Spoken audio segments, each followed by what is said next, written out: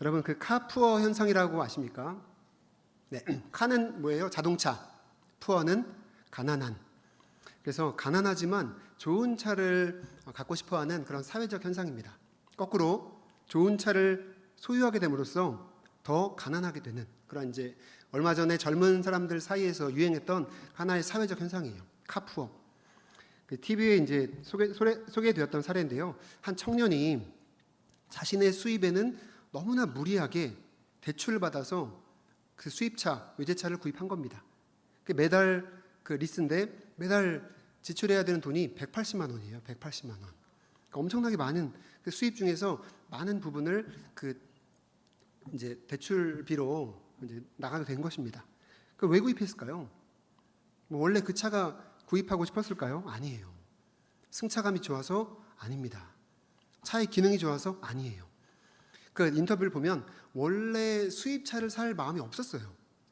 차를 사야 되니까 무슨 차를 살까 고민하면서 이렇게 돌아다니던 중에 그 차 센터에서 한번 이 좋은 외제차를 한번 시승만 한번 해봐라. 한번 타고 안 사도 되니까 동네 한 바퀴 돌고 와라 하고 이제 타고 공짜니까 한번 타고 동네를 돈 거죠. 근데 그때 느낌을 이렇게 회상하는 거예요. 세상의 모든 도로에 있는 사람들이 나를 보는 것 같고 나를 중심으로 돌아가는 것 같고 모두가 나를 이렇게 보는 주인공이 된 것 같은 그러한 느낌을 받았다는 거예요.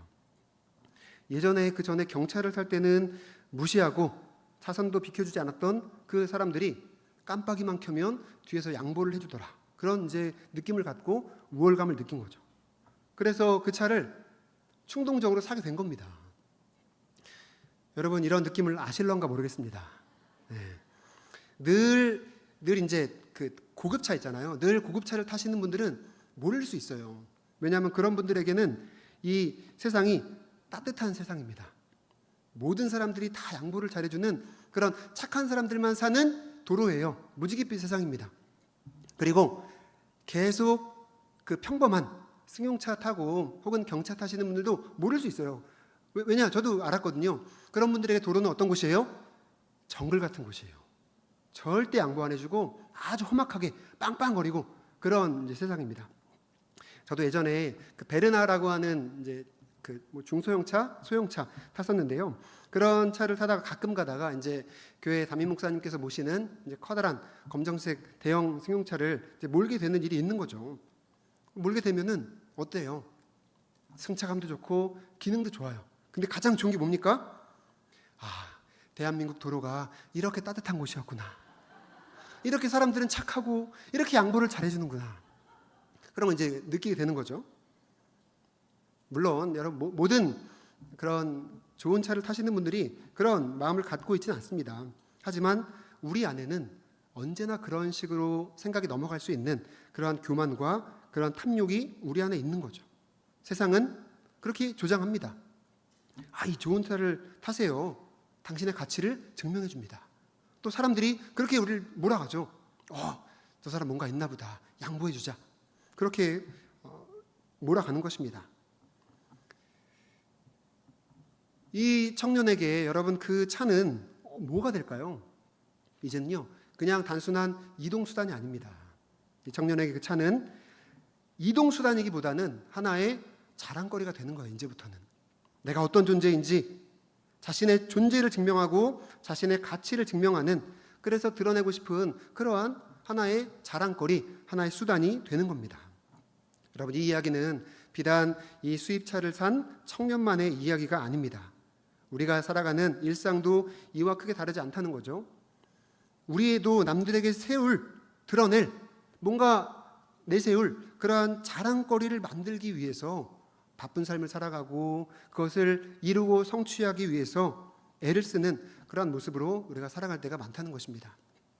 생각해보면 저도 이제 어린 시절에 이런 헛된 자랑거리를 추구하고 또 뽐내고 또 드러내려고 했던 그런 시간들이 있더라고요. 근데 한번 저도 말씀을 묵상하면서 한번 생각을 해봤습니다. 제가 중학생 때 교회에 드럼이 처음으로 들어왔어요. 드럼이. 네, 그 전까지는 잘 들어오지 않았습니다. 장로교 교회는 더욱 그렇고요.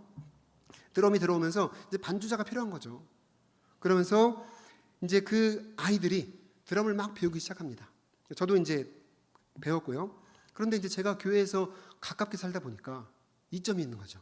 학교 마치면 가서 맨날 뚱땅뚱땅 드럼 치고 하루에 뭐 한 3시간, 4시간 정말 너무 재밌어가지고 정말 많이 쳤던 것 같아요. 뭐 그러다 보니까 또 저희 가족이 또 이런 악기 음악을 다 좋아하는 가족이라서 같이 배우기를 시작했는데 제가 조금 이제 앞서 나가는 거예요. 네. 막 테이프로 듣고 테이프 늘어지게 들으면서 이제 카피한다 그러거든요. 막 카피하고 따고 막 하면서 그러면서 이제 교회에서도 조금씩 인정을 받고 각종 예배, 찬양팀, 반주팀에 제가 이제 투입이 되는 거예요. 그러니까 여러분 모르겠어요. 굉장히 어깨가 으쓱하더라고요.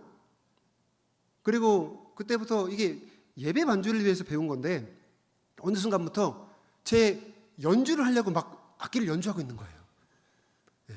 그래서 그 교회 반주는 반드시 백그라운드에서 찬양을 살려줘야 되는데 막 혼자 막 신나가지고 막 치는 겁니다. 이제 뭐 뚜구두구두구 이랬잖아요. 그 필인이라고 하는데 막 쓸데없는데 막 해가지고 막 쨍쨍거리고 매우 잘하고 계십니다. 네. 그래서 그런 일로 인해서 그 친구들 사이에서 막 시기하고 질투하고 네가 잘났냐 내가 잘났냐 네가 왜 거기에 반주를 네가 하고 있냐 너만 하냐 나도 하자 이런 식으로 그런 걸 통해서 또 더 뽐내고 싶고 막 그런 경험들이 있습니다. 지금 생각하면은 그게 얼마나 헛된 자랑이고 또 교회 예배에 덕을 세우지 못하는 것이고 또 교회 공동체를 건강하지 못하게 하는 그러한 모습이었는지 다른 말로 하면 자랑은 자랑인데 병든 자랑이었는지 당시 찬양 인도자에게 죄송하고 또 친구들에게 미안한 마음을 가지고 있습니다. 참 후회가 되더라고요. 제 아들이 요즘에 이제 자전거 타는 걸 굉장히 좋아합니다. 저는 뭐 영어 수학은 안 했는데 조기 교육 시킨 게 있으니 자전거를 조기 교육을 시켰어요. 아주 걸음마와 함께 자전거를 시켜가지고 굉장히 잘 타고 좋아합니다. 근데 요즘에 이제 그 초등학교 고학년 아이들 사이에서 유행하는 게 그 사이클 자전거예요. 흔히 로드 자전거라고 하고 또 경기할 때 쓰는 픽시 자전거 이게 굉장히 유행합니다. 근데 이게 그냥 굉장히 비싸요. 엄청 비싸요. 그래서 애들이 와서 물어봐요. 저희 아들이 와서 아빠 어저께 학교 갔는데 내 친구가 그 로드 자전거 샀는데 120만 원이래. 이래요. 놀래지도 않아요? 네. 저 놀랬어요. 120만 원. 그리고 뭐 안장은 어떤 거고 뭐 바퀴 휠은 어떤 거고 막 그러는 거예요. 저는 자전거를 당근에서 사거든요. 당근에서 중고로 3만 원, 4만 원짜리 사가지고 아주 뽕을 뺍니다. 그냥 그걸로 이제 신나게 타죠. 그런데 이제 그런 자랑을 듣고 오면 이제 알게 되는 거예요. 아빠 나도 저런 자전거 사고 싶어요. 사주세요. 얘야 그런 거 필요 없어. 자전거가 굴러가면 되지. 빵꾸 안 나면 되지. 브레이크 들면 되지. 안전하게 굴러가면 되지. 그 로드픽시 뭐가 중요하냐. 그래도 사고 싶답니다. 사줘. 몇 달 동안 쫄라도 사줄 돈이 있습니까? 여전히 우리는 당근. 네. 최근에 이제 그 긍휼히 여기신 우리 저희 누님 고모께서 이제 아이에게 그런 뭐 고가는 아닌데 적당한 자전거를 사주고 지금은 신나게 타고 있습니다. 그래서 저는 이렇게 말하고 싶어요. 얘야, 그런 거 자랑은 정말 자랑할 거 없는 사람이 자랑하는 거다. 그런 거 자랑하지 마라. 교회 자랑해야지. 예수님 자랑해야지. 네 믿음 자랑해야지. 나중에 깨닫게 될까요? 네, 제가 그래서 열심히 저는 당근 3만 원짜리 열심히 타고 있습니다. 언젠가 깨닫게 되리라 믿으면서. 여러분은 뭘 자랑스러워하고 계십니까? 아마도 제가 생각하기에 대부분은 여러분의 자랑거리는 여러분이 낳고 기르신 자녀가 아닐까 생각을 합니다. 자녀가 가장 큰 자랑거리인 거죠. 그런데 이 자녀를 자랑하는 것도 헛된 자랑이 될 수 있고 병든 자랑이 될 수 있습니다. 자녀를 사랑하고 자녀에 대해서 감사하는 것 좋죠. 바람직하죠. 하지만 자녀가 자랑거리가 되는 순간 정말 많은 부작용이 우리의 삶 가운데 일어나는 것입니다. 자랑스러워할 수 있죠. 하지만 내 자랑거리가 되는 순간 어긋나는 거예요. 내가 기대한 것, 내가 예상한 것, 그거 다르게 행동하고 그거 다르게 나가게 된다면 그러면 자랑거리에서 자격 박탈인데요. 그럼 어떻게 되겠습니까? 부모의 마음이 바뀌는 거예요. 실망하고 미워하는 마음이 생기는 겁니다. 그 예전에 그 공익 광고에서 나왔던 문구가 있는데요. 제가 기억하고 있어요. 어떤 문구냐면요. 아이가 나레이션을 합니다. 뭐라고 나레이션을 하냐? 아빠는 나를 좋아합니다.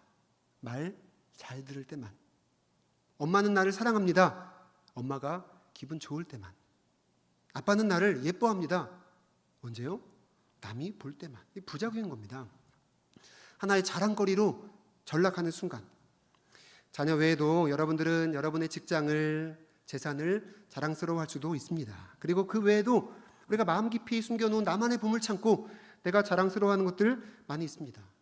그런데 우리가 추구하는 그 자랑은 결국은요, 헛되고 무익한 속성을 지니고 있다는 사실을 우리가 머리로만 알 것이 아니라 마음으로, 우리의 손과 발로, 우리의 삶으로, 우리의 공동체 가운데 알아야 되는 것입니다. 그 당시에는 여러분 자랑스럽고 뿌듯하죠.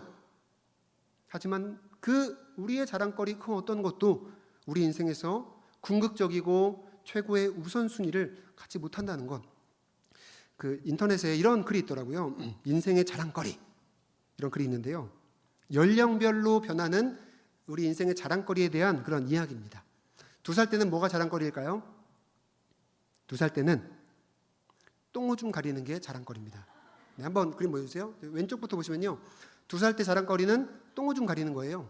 3살 때는 뭐예요? 이빨 나는 거. 와, 굉장히 뿌듯해합니다. 이빨 났어, 나 또 났어요, 여기 나고 있어요. 12살 되면은 친구 많은 게 자랑거리예요. 또 친구 사귀었다, 나 친구 많아요. 20살 되면은 운전할 줄 아는 게 자랑거리예요. 참 이렇게 하고. 네. 30살 되면 여자친구 있는 거, 혹은 결혼해서 배우자가 있는 거, 자랑거리죠. 40대, 50대가 되면 뭐예요? 네, 통장 잔고가 넉넉하고 가정을 꾸릴 수 있는 돈이 많은 게 자랑거리입니다. 근데 인생의 전환점이에요. 돌아서 60세가 되면 뭐예요? 아직도 돈이 있는 게 자랑거리예요. 아직은 돈이 있구나. 70세가 되면 뭐예요? 아직도 운전할 수 있는 게 자랑거리예요. 아직도. 80세가 되면 좀 슬픈 이야기인데요, 아직도 배우자가 살아있는 것이 자랑거리가 됩니다. 85세가 되면은 아직도 살아있는 친구들이 남아있다는 게 자랑거리가 돼요. 90세가 되면 뭡니까? 아직도 씹을 이빨이 남아있는 거. 다 임플란트 하시죠? 90세가 되면 그게 자랑거리예요. 우리가 3살 때 했던 자랑을 90세가 돼서 다시 하는 거예요. 95세가 되면 뭐예요? 똥오줌 가리는 게 자랑거리가 된다는, 이게 여러분 그 인생의 그 하나의 역설입니다. 지금 우리가 가지고 있는 자랑, 내가 자랑스러워하는 그 무언가에 대한 아주 기가 막힌 풍자예요. 내가 지금 자랑하고 있는 그것이요, 언젠가는 안개처럼 사라지고, 내가 지금 그렇게 움켜쥐려고 하는 그 무언가가 세월의 이 거대한 흐름 앞에서, 하나님 앞에서의 탄생과 죽음이라고 하는 하나님 앞에서의 삶에서는요, 그냥 잠시 걸음마처럼 지나가는 안개와 같은 것이라는 겁니다. 오늘 우리가 읽은 열왕기하 5장에는 이 세상이 추구하는 그 자랑의 정점에 서 있는 몇 명의 사람이 등장합니다. 이 세상의 눈으로 볼 때는요, 모든 사람들이 부러워할 만한 그런 재산, 권력, 힘, 군사력, 많은 것들을 가지고 있는 그러한 사람들이에요. 그래서 정말 부러워할 만한 사람들이죠. 그런데 성경은요, 그런 사람들을 향해서 뭐라고 하느냐? 그들의 자랑거리 다 헛된 자랑이다. 그들의 자랑거리 다 무익한 병든 자랑이다. 그렇게 말을 하는 겁니다. 그 자랑거리들 사람들이 부러워하죠. 막 우러러보죠. 칭송하죠. 그래서 그런 것들을 드러낼 때는 기분 좋을 수 있지만, 결국에는 우리의 영혼을 병들게 하고 우리의 삶에 가장 필요하고 가장 중요한 시기에는 아무런 유익이 되지 않고 아무런 도움이 되지 않는다는 그 사실을 성경은 말해주는 것입니다. 오늘 이 본문을 통해서 헛된 자랑을 추구하는 우리의 모습을 돌아보고 우리의 삶에 정말 참된 자랑이 무엇인가, 우리는 정말로 무엇을 자랑해야 하는가를 한번 돌아볼 수 있는 그러한 시간이 되시기를 바랍니다. 자, 먼저 여러분 이 세 명이 나오는데요. 첫 번째 사람은 우리가 예상하듯이 나하만 장군입니다. 여러분 나하만 장군을 한번 보세요. 오늘 본문은 그를 어떻게 묘사하느냐? 1절을 보시면 크고 존귀한 자다. 그의 주인 앞에서 크고 존귀한 자니 이는 여호와께서 전에 그에게 아람을 구원하게 하셨습니다. 그는 큰 용사이나 나병 환자더라. 이렇게 말을 합니다. 이 나아만 장군은 정말로 자랑스러운 사람이에요. 아람 제국의 영웅이고 그 나라의 승리를 가져다 준 훌륭한 장군, 거기에다가 최고 권력자인 왕의 신임을 절대적으로 받고 있는 그러한 사람입니다. 어디 가도 자랑할 수 있고 어디 가도 자신을 드러낼 수 있는 그러한 자랑스러운 사람이죠. 그런데 성경은요, 그 나아만 장군의 그런 모습보다는, 그런 여러 가지 모습보다는 다른 것에 주목하고 있어요. 무엇입니까? 한 단어로 그것을 표현합니다. 그 한 단어로 그 외 다른 이 자랑거리들을 산산조각 내는 거예요. 바로 그는 큰 용사이나 나병 환자더라. 크고 존귀한 사람입니다. 영웅입니다. 많은 사람들이 부러워할 만한 그러한 훌륭한 사람, 위대한 사람입니다. 하지만 어떤 사람입니까? 그는 나병 환자예요. 나병 환자. 그럼 마치 이런 겁니다. 나아만 장군, 큰 용사예요. 큰 용사. 1000점. 1000점. 거기에다가 왕의 군대 장관이에요. 1000점 곱하기 1000점. 그럼 몇 점이에요? 1000점 곱하기 1000점이 2000점이라니. 네. 금천초등학교 문제 있습니다. 네. 1000 곱하기 1000은 10만입니다. 10만. 네. 거기다가 존귀한 자예요. 존귀한 자. 곱하기 1000. 이제 저도 계산 안 되니까 안 물어볼게요. 엄청 큰 점수예요. 부러운. 그런데 뭐예요? 그런데 그는 나병 환자더라. 곱하기 0입니다. 0. 그럼 뭐예요? 1000 곱하기 1000 곱하기 1000 곱하기 0 하면 무엇입니까? 0인 거예요. 0. 크고 존귀하고 인정받고 신임받고 자랑스러운 그런 여러 가지 모습을 가지고 있지만 밖에서는 그 화려한 갑옷을 입고 자랑하고 사람들 통솔하지만 그 갑옷을 벗고 집으로 돌아가서 씻고 밤에 홀로 방에 앉아 있을 때는 어떤 존재입니까? 자신의 살이 문드러지고 썩어 들어가는 그 피부병 앞에서 아파할 수밖에 없는, 신음할 수밖에 없는, 고통스러워할 수밖에 없는 그러한 무기력한 자신의 모습 속에서 절망해야 했던 사람이 바로 나아만인 겁니다. 그래서 이 나아만 장군, 큰 사람, 위대한 사람, 용사, 왕의 신임을 받는 자, 이런 자랑은요 사실은 되게 위대해 보이지만 오늘 본문은 병든 자랑이다. 나병 앞에서 아무것도 할 수 없는 그런 병든 자랑이라고 말을 하고 있는 것입니다. 여러분, 이 병든 자랑은 우리의 모습이기도 합니다. 겉으로 보기에는 남부럽지 않게 사는 것처럼 보이고 또 많은 자랑거리들을 가지고 있는 그런 문제없는 삶, 잘 사는 삶, 그렇게 보이고 싶고 또 그렇게 남들이 봐주는 그러한 삶을 살 수 있지만, 하지만 가정으로 돌아갔을 때, 홀로 화장실에 앉아 있을 때, 홀로 밤에 방에 있을 때, 홀로 길을 갈 때 우리 내면의 어두움, 어찌할 수 없는, 내가 해결할 수 없는 나병과도 같은 그 아픔, 그 무기력함 속에서 두려워하고 불안해하는 사람들, 비단 신앙인들뿐 아닌 많은 사람들이 가지고 있는 이 시대의 나병인 거죠. 다른 두 명도 또 똑같아요. 5장에 두 명의 왕이 나옵니다. 하나는 아람의 왕이고요, 하나는 이스라엘 왕입니다. 두 명의 왕도 똑같습니다. 아람 왕, 당대 최고의 힘과 이스라엘을 침공할 만한 나라니까 엄청난 제국이고 군사력을 가진 나라죠. 힘과 재물을 가진 사람. 하지만 어때요? 자신이 그렇게 아끼고 사랑하고 신뢰하는 부하의 질병 앞에서는 아무것도 할 수 없는 그러한 병든 자랑입니다. 무기력한 자랑인 거예요. 결국에는 자신 아람보다 훨씬 약하고 또 약했던 그러한 이스라엘을 향해서 도움을 청해야 하는, 도움을 청할 수밖에 없는 그러한 무기력한 아람 왕의 자랑이었던 겁니다. 그것도 그냥 보내는 것이 아니라 어떻게 보내요? 돈과 선물을 잔뜩 싸서 보내는 거죠. 도와주세요. 6절 말씀 한번 제가 읽어보겠습니다. 이스라엘 왕에게 그 글을 전하니 일렀으되 내가 내 신하 나아만을 당신에게 보내오니 이 글이 당신에게 이르거든 당신은 그의 나병을 고쳐주소서 하였더라. 이 강대국의 왕이 체면이 말이 아닙니다. 사실 이 아람 왕도 아람 왕이지만 가장 이해가 안 되는 왕은 이스라엘 왕이에요. 이스라엘 왕. 이스라엘 왕은 어떤 왕입니까? 하나님께서 선택하신 백성, 그 백성을 다스리는 왕. 하나님께서 기름 부으신 자, 하나님께서 세우신 자, 하나님의 뜻대로 나라를 통치해야 되는 그러한 왕 아니겠습니까? 하나님을 믿고 의지해야 하는 그러한 왕인데 이러한 편지를 받고 어떤 반응을 보여요? 뭐라고 합니까? 내가 하나님이냐? 내가 어떻게 이 병을 고치겠느냐? 이렇게 과민 반응하면서 절망하고 두려워합니다.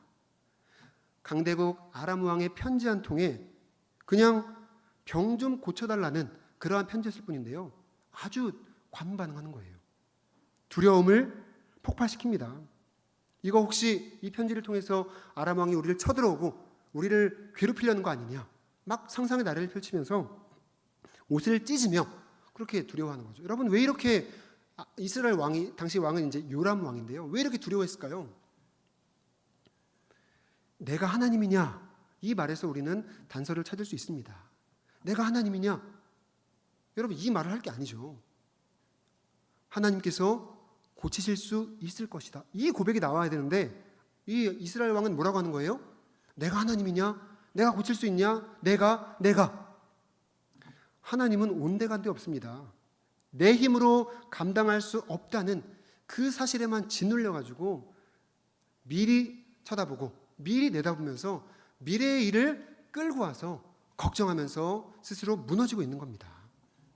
다른 말로 하면 이스라엘 왕의 자랑은 하나님이 아니었던 거예요.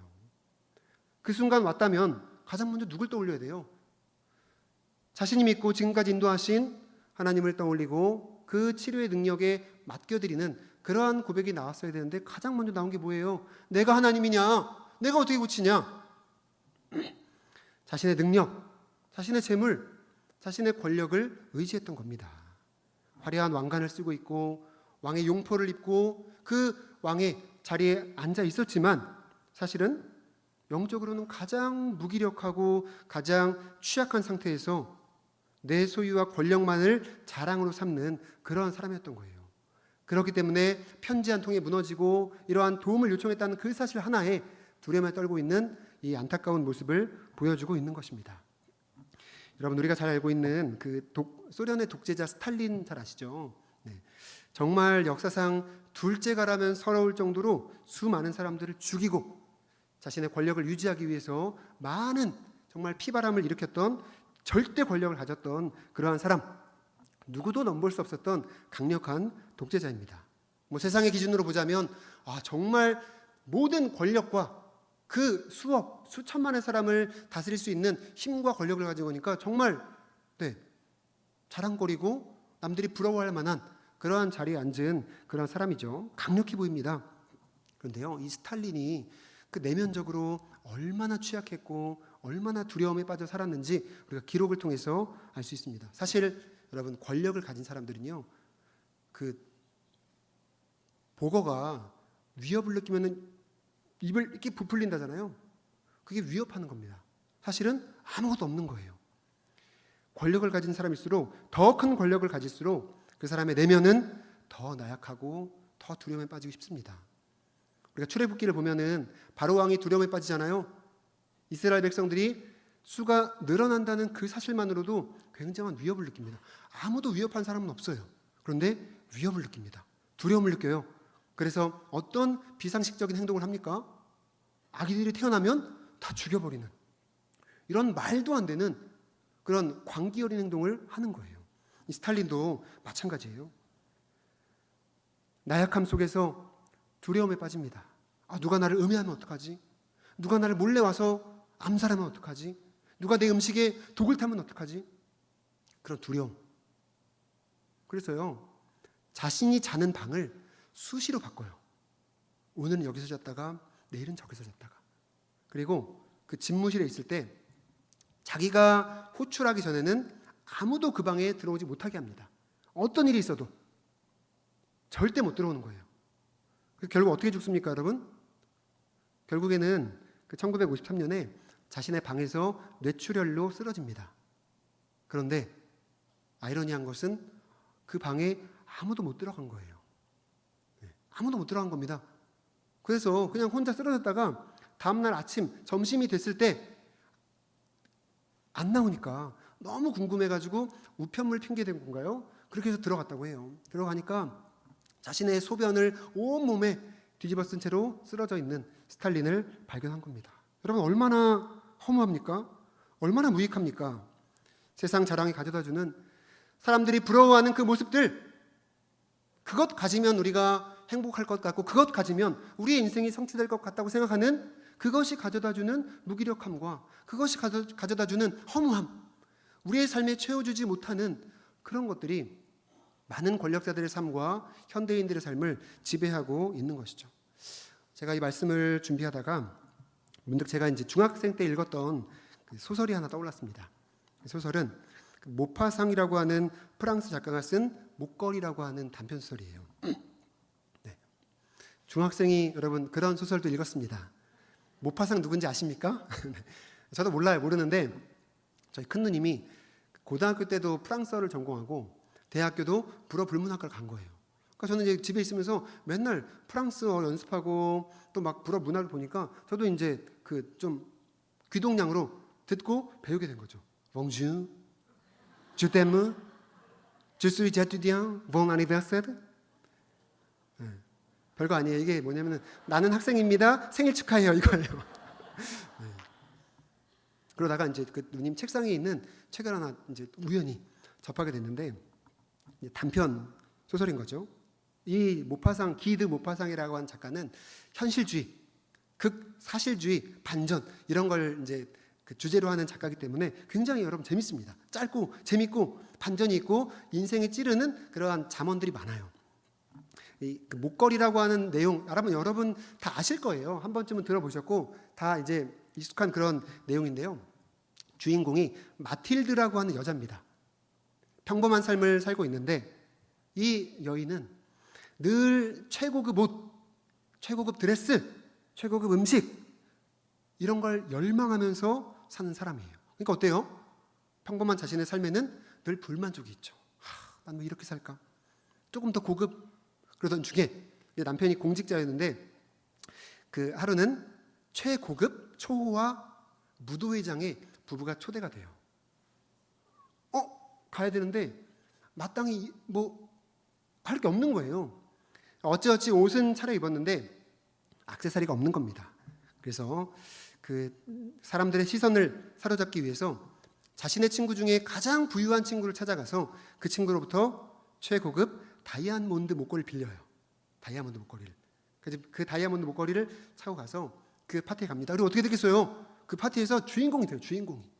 사람들이 이쁘다고 하고 막 칭찬하고 화려하다고 하고 너무너무 행복하고 황홀한 밤을 보내고 옵니다. 그런데 집에 와보니까 어때요? 목걸이가 사라졌습니다.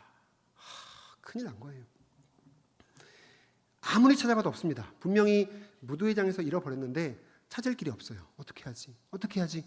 고민하다가 결국에는 잃어버렸다고 말할 자신도 없고 그리고 그거를 살 돈이 없다고 말하기도 너무 자존심이 상하는 거예요. 그래서 결국에는 그것과 똑같은 모양의 다이아몬드 목걸이를 사서 그 친구에게 갖다 줍니다. 무려 36,000프랑. 얼마인지 몰라요. 큰 돈이래요. 36,000프랑. 이걸 갚기 위해서 이제 이 가족은 일을 하는 거예요. 무려 몇 년 동안 일을 하느냐? 10년 동안 일을 합니다. 10년 동안 그걸 갚기 위해서 죽어라 일을 하고 노동을 하고 빚을 갚기 위해서 결국에는 10년 동안 드디어 빚을 다 갚아요.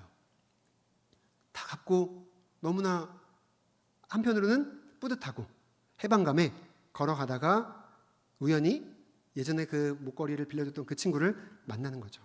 그 친구를 만나니까 지나간 10년의 세월이 너무 야속하고 너무 허무하기도 하고 그리고 그 동시에 빚을 다 갚았다 하는 그러한 뿌듯함, 성취감이 있어가지고 그 친구에게 드디어 그 비밀을 말해주는 거예요. 사실 그때 목걸이를 잃어버렸고 똑같은 목걸이를 사느라고 큰 빚을 지고 이제 드디어 다 갚았다. 그렇게 말했을 때 그 친구가 놀라면서 뭐라고 해요? 불쌍한 마틸드 어떻게 하지? 내 목걸이는 겨우 500프랑짜리 가짜 목걸이였어. 진작 말해주지 않아서 정말 미안해. 이렇게 말하는 겁니다. 여러분 혹시 오늘날 우리가 그렇게도 목을 메고 있는 세상의 자랑거리, 혹은 우리가 그렇게 갈구하고 있는 타인의 인정, 성공이라는 것들이 혹시 이 500프랑짜리 가짜 다이아몬드 목걸이가 아닌지 한번 우리가 생각해 볼 내용입니다. 진짜라고 생각하고 평생을 달려왔는데, 진짜인 줄 알고 매달렸는데 와보니까 평생 500프랑 가짜, 아무런 가치가 없는, 아무런 만족을 주지 못하는 그러한 헛된 것임을 발견했을 때 여러분 우리가 얼마나 허무하고 슬프겠습니까? 나아만 장군의 자랑거리, 아람 왕과 이스라엘 왕이 가지고 있었던 그 권력과 그 군사력 모두 무익하고 헛된 자랑이었다는 것입니다. 겉으로 보기엔, 우리의 눈으로 보기엔 충분히 흠모할 만하고 충분히 부러워할 만한 그러한 조건이죠. 하지만 인생의 가장 중요한 시기에 그 나병이라고 하는 그 모든 것을 물어돌리는 그 문제를 해결할 순간이 되었을 때에는 전혀 소망을 주지 못했던 병든 자랑이었다는 것입니다.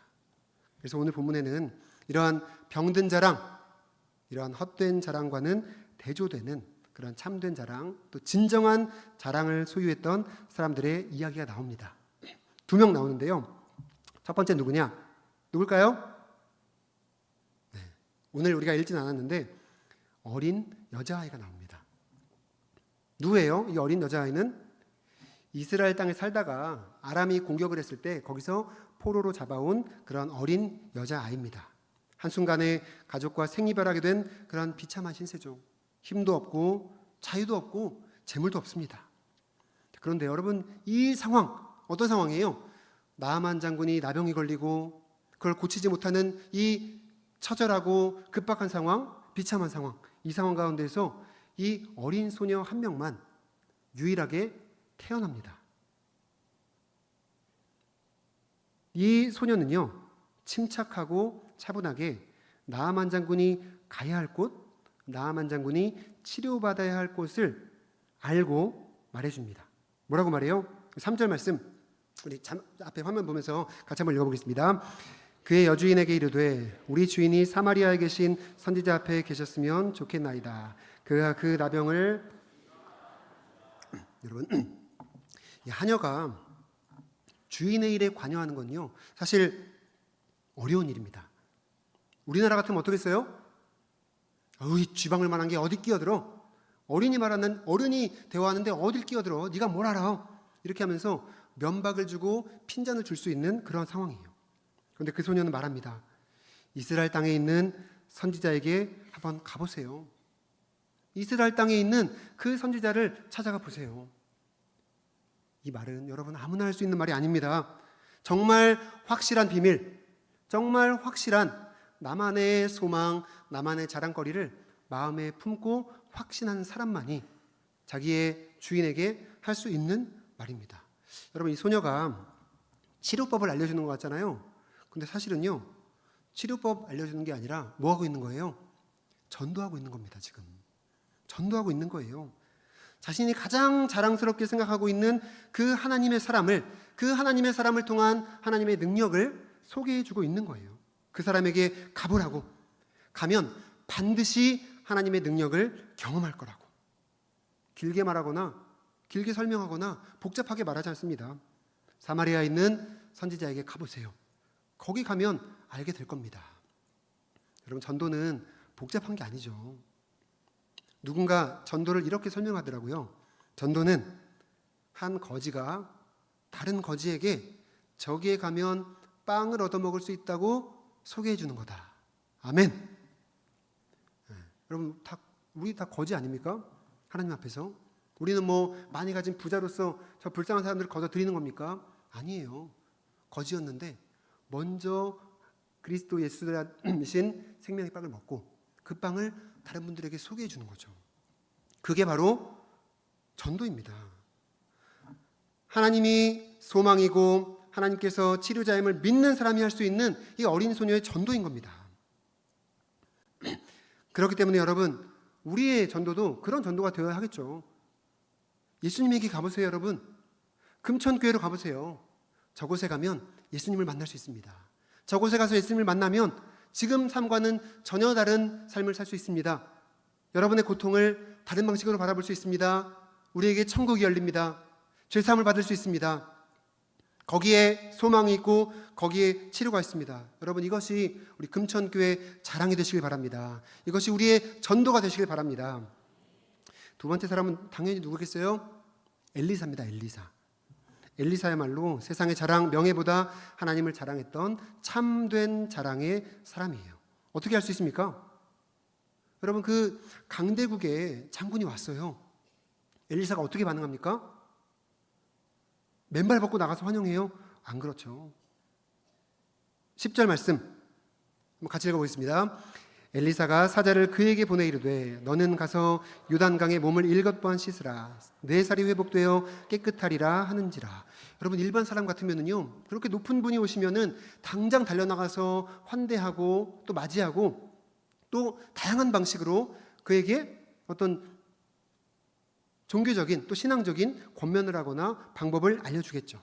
하지만 엘리사는 코빼기도 내밀지 않습니다. 그냥 사람을 시켜서 요단강으로 가라고 말만 전한 거예요. 나아만 입장에서 어때요? 이 말을 들으면 당연히 화가 납니다. 아주 무시했다는 생각에 나아만이 미워질 거예요. 자, 그런데 여러분, 우리가 생각해 볼 게 있습니다. 지금 나아만은요, 엘리사는요, 그냥 나아만에게 무례하게 행동하는 것뿐만이 아닙니다. 그냥 예의 없이 그냥 그 상대방을 무시하는 게 아니에요. 다르게 생각해 보면은 지금 엘리사는 나아만과 제국이 만들어 놓은 그 무대를 무너뜨리고 있는 거예요. 헛된 자랑의 무대, 병든 자랑의 무대, 군사력과 또 군대 장관이라고 하는 그 사람이 가지고 있는 것이야말로 참된 자랑이다, 참된 소망이다, 우리가 추구해야 할 것이다 라고 하는 그 무대, 헛된 병든 자랑의 무대를 엘리사는 무너뜨리고 있는 겁니다. 엘리사가 나아만 장군이 자랑스럽게 입고 왔던 그 갑옷, 병거, 칼과 창 이런 것들을요, 그냥 고철덩어리로 만들어 버리는 거예요. 당신이 군대 장관이라는 사실을 자랑스러워합니까? 나는 온 세상의 창조주이자 온 세상을 다스리시는 하나님께서 나의 자랑이 되십니다. 이렇게 무언으로 말하고 있는 것입니다. 나병이라고 하는 그 문제 앞에서 이 나아만 군대 장관이라고 하는 권력은 철저히 무기력합니다. 왕의 명예, 왕의 재산, 왕의 힘도 전혀 도움이 되지 않습니다. 오직 치료하시는 하나님의 능력만이 가장 큰 도움이시고 가장 큰 자랑거리가 되는 겁니다. 여러분, 치료를 받으려면 그 보잘것없는 요단강에 들어가야 되는데 그 요단강에 들어갈 때는 어떻게 해야 돼요? 자랑스럽게 입고 온 갑옷을 벗어야 됩니다. 군대 장관이라고 하는 그 이름표를 떼어야 된다는 겁니다. 그렇게 갑옷을 벗고 헛된 자랑을 던진 채로 물속에 들어갈 때 비로소 하나님의 은혜가 임하기 때문입니다. 우리의 가지고 있는 그 자랑거리, 군대 장관, 왕, 우리가 추구하는 것들 떼고 버릴 때에, 그리고 그 은혜의 바다 깊숙한 곳으로 들어갈 때에 예비하신 하나님의 은혜가 우리 가운데 임할 줄로 믿습니다. 여러분, 남한강이 있고 북한강이 있잖아요. 그 남한강과 북한강이 만나는 곳이 어딘지 아십니까? 네. 거기 만나는 곳을 두물머리라고 해요. 두물머리. 두 물이 만나는 곳이다. 거기서 합류해서 하나의 큰 강을 이루는데 그 강이 무슨 강이에요? 한강. 네. 남한강과 북한강과 남한강이 두물머리에서 만나서 하나의 강을 이루는 것이 한강입니다. 그런데 어떤 목사님께서 이런 재밌는 비유를 하시더라고요. 한번 띄워주세요. 남한강과 북한강이 각자의 경로를 따라 흐르다가 두물머리에 이르러 남한강은 남을 버리고 북한강은 북을 버리고 한강이 됩니다. 버림으로 커진다는 말입니다. 버림은 내가 사라지는 것이 아니고 더 온전한 몸을 얻는 것입니다. 여러분, 여기까지 남한강으로 잘 흘러왔어요. 그런데 여기서는 과감히 남이라는 이름을 띄고 북한강으로 왔잖아요. 북이라는 이름을 떼고 더 큰 물줄기의 일부가 되어서 아름다운 강으로 흘러 들어간다는 생각입니다. 여러분, 얼마나 멋진 생각입니까? 남한강이 나는 끝까지 남한강일 거야.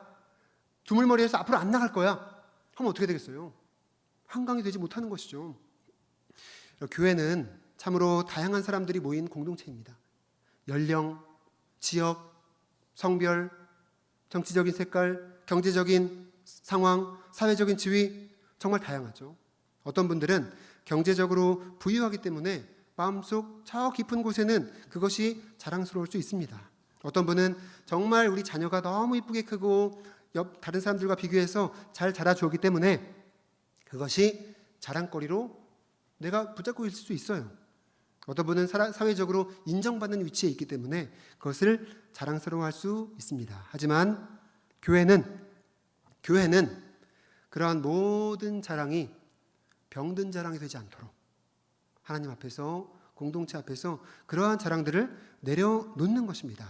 신앙인들은 우리가 붙여놓은 이름표를 기꺼이 포기하는 것입니다. 나만 장군이 요단강에 들어가기 위해서는 군대 장관이라는 이름표를 떼어야 했듯이, 바울이야말로 정말로 자랑할 게 많은 사람 아니었어요. 정말로 자랑할 것 투성이인 사람입니다. 하지만 그는 이렇게 고백합니다.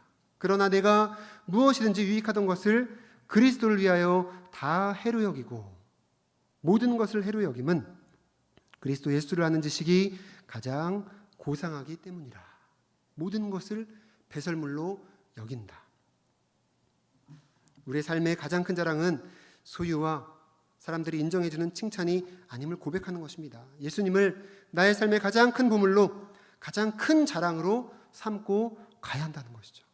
그렇지 않으면 여러분, 우리의 신앙이 왜곡됩니다. 우리의 섬김이, 우리의 봉사가 왜곡됩니다. 여러분, 사람이 자라면서 조금씩 변한다고 하잖아요. 네, 여러 가지가 변합니다. 성품도 변하고 또 신체도 변하고. 근데 제가 일관성을 가졌던 부분이 있어요. 바로 무엇이게요? 제가 일관성을 가졌던 부분은 바로 작은 키입니다. 작은 키. 초등학교 1학년 때부터 앞에서 5번째를 넘어가 본 적이 없는 것 같아요. 늘 앞자리. 그래서 제가 이제 그 학교에서 신체 검사할 때 키를 재잖아요. 그럼 제일 많이 들었던 말이 뭘까요? 뒤꿈치 붙여! 뒤꿈치 들지 마! 붙여! 계속. 좀 안 든 것 같은데 무의식적으로 들었나 봐요. 붙여라! 여러분, 왜 자꾸 뒤꿈치를 들었을까요? 왜 들었을까요? 조금이라도 커 보이려고. 네. 조금이라도 수치에 조금이라도 높은 숫자가 보이려고. 네. 지금 제 키가 몇일까요? 네. 제 키는 168.5입니다. 168.5입니다. 결혼할 때 170 정도라고 했다가 발각나고 굉장히 욕을 많이 먹었어요. 170이랑 168.5랑 같냐? 앞자리가 다른데 그렇게 거짓말을 했냐? 사기 결혼이다. 이러면서. 여러분, 큰 키는 글쎄요, 제가 뭐 작아서 드리는 말씀은 아닌데 그렇게 중요한 것 같지 않아요. 물론 크면 좋습니다. 네. 180 이하는 루저다 뭐 그런 말도 있었는데 크면 좋죠. 뭐 더 옷 핏도 잘 받고 또 인정도 받고. 저는 키가 안 커가지고 굉장히 모멸도 많이 받았어요. 막 무시하고 막 학교에서도. 근데 여러분, 중요하고 유익한데 그것이 우리의 삶에 가장 중요한 요소가 될 수는 없죠. 가장 중요한 자랑거리가 될 수는 없습니다. 우리 유 집사님. 네. 저랑 우리 황신영 전사님이랑 키가 비슷하잖아요. 비슷합니다. 비슷할 거예요. 네. 제가 좀 더 큰 것 같긴 한데. 네. 근데 황 전사님이랑 저랑 누가 크냐 막 아웅다웅 이러면은 우리 왕 전사님 보시기에 얼마나 가소롭겠어요.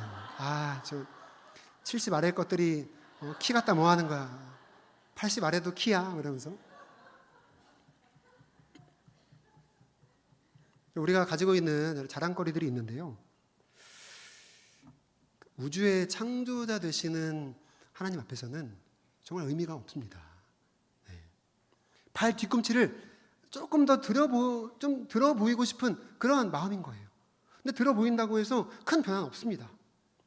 그 당시에 키 재는 그 수치가 좀 더 높게 잡힐 수 있죠.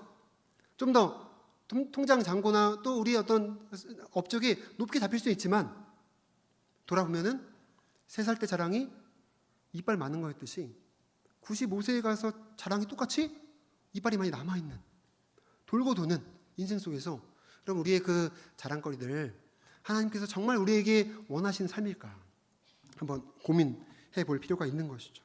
그런 모든 시도는 나만이 입었던 그 갑옷처럼 이스라엘 왕 아람 왕이 가지고 있었던 그 권력, 힘, 군사력, 재물, 그러나 사랑하는 충신조차 어떻게 할 수 없는 그러한 병든 자랑이었던 것처럼 우리의 모습도 그렇게 될 수 있는 것이죠.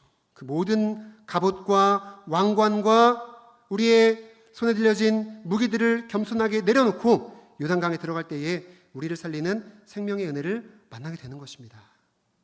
그 이야기 속에 500프랑짜리 가짜 목걸이, 그것이 여러분이 추구하고 있는 것은 아닌지 우리가 예배를 드릴 때마다 그런 걸 점검하는 겁니다. 말씀을 들으면서, 목사님을 통한 여러 성경 이야기를 들으면서 우리가 정말 궁극적으로 하나님께서 원하시는 것이 무엇인가, 내 삶을 통해서 주고자 하는 것이 무엇인가, 하나님의 뜻은 무엇인가, 500프랑짜리를 향해서 나아가는 것이 아니라 정말로 주님께서 우리를 위해 예비하신 그 썩지 않고 사라지지 않는 영원한 생명 면류관을 향해서 달려가는 것이 우리의 삶일 줄로 믿습니다. 우리가 자랑할 것들은 세상 것들이 아닙니다. 예수님께서 지신 그 십자가와 다시 살아나시고 텅 비어있는 그 빈 무덤, 그것이 우리의 자랑거리입니다. 오늘도 우리와 함께 하시는, 우리 안에서 역사하시는 성령께서 우리가 진정으로 자랑해야 할 우리의 자랑거리인 줄로 믿습니다. 그러한 참된 사랑, 그러한 진실된 자랑, 세상 그 무엇도 빼앗을 수 없는 그 자랑 품고 자랑하고 그것을 부여잡고 살아가는 금천의 모든 성도들 되시기를 주님의 이름으로 축원합니다. 아멘.